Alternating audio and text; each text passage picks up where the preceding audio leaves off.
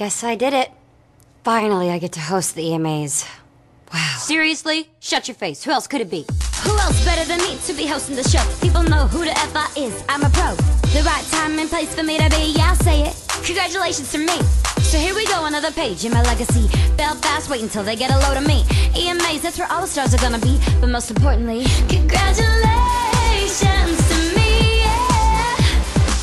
Who's the hostess with the mostest? Right, I'm gonna be the focus. Oh yeah. Congratulations to me, yeah. S-E-L-E-N-A to the Gomez. Yeah, you know I'm the dopest. Listen up, listen up. Crazy growing up in this industry. I still a baby when I hustled up into the scene. If she dare step in front of me, but that's okay, you see, cause now I'm the queen. No, no, no, I don't wanna be misunderstood. I hope you haters know I always done the best I could. Don't listen to her, Selena, don't let her get in your head. But then again, I wish I would. I dedicate this song to everyone named me Selena G, I'm known for my modesty. I dedicate this song to everyone named me. You got the gist of the song, sing along.